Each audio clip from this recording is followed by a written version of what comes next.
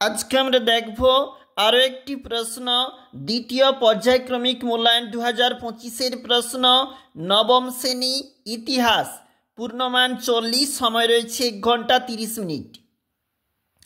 একের দাগে বলেছে সঠিক উত্তর নির্বাচন করো। 1 গুণ 8। মিশ্রিত কয়লা ও চুনাপাথর জ্বালিয়ে তার তাপে লোহা গোলানোর আবিষ্কারক পদ্ধতি আবিষ্কার করেছিলেন। উত্তর হবে আব্রাহাম ডার্বি। দাস ক্যাপিটাল লিখেছিলেন কার্ল মার্কস। ডেভিড নিরাপত্তা বাতিটি ব্যবহার করা হতো। সঠিক উত্তর হচ্ছে খনিগর্ভে। রাশিয়ার পার্লামেন্টের নাম ডুমা।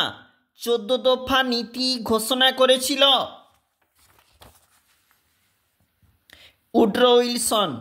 তারপর দেখো, ভিয়েনা সম্মেলন অনুষ্ঠিত হয়েছিল অস্ট্রিয়ার রাজধানী ভিয়েনাতে, অস্ট্রিয়াতে। ইউরোপের বিপ্লবের বছর বলা হয় 1848 খ্রিস্টাব্দকে। ইয়ং ইটালির প্রতিষ্ঠাতা ছিলেন। উত্তর হবে ম্যাথসিনি। কনফেডারেশন অব দি রাইন গঠন করেছিলেন নেপোলিয়ন। বস্ত্রশিল্পের উপযোগী দুটি যন্ত্রের নাম উড়ন্ত মাকু আর একটা হচ্ছে ওয়াটার ফ্রেম। কার্লসবার্গ ডিগ্রিকে জারি করেন। উত্তর হবে প্রিন্স মিটারনিখ। লেনিন ও হবসন আধুনিক সাম্রাজ্যবাদ বা উপনিবেশবাদের অর্থনৈতিক ব্যাখ্যা দিয়েছিলেন। উত্তর হবে সঠিক। ফ্রান্সের দুজন কল্পনাশ্রয়ী সমাজতন্ত্রী হলেন সাঁ সিমো, লুই ব্ল্যাঙ্ক। উত্তর হবে ঠিক। পরের যে পেজটা আমাদের রয়েছে, 1856 খ্রিস্টাব্দে দ্বিতীয় আফিম যুদ্ধ হয়েছিল। ভুল। দেখো, বিবৃতি বলেছে 1929 খ্রিস্টাব্দে জাতিসংঘ প্রতিষ্ঠা হয়েছিল বিশ্ব শান্তি প্রতিষ্ঠার জন্য।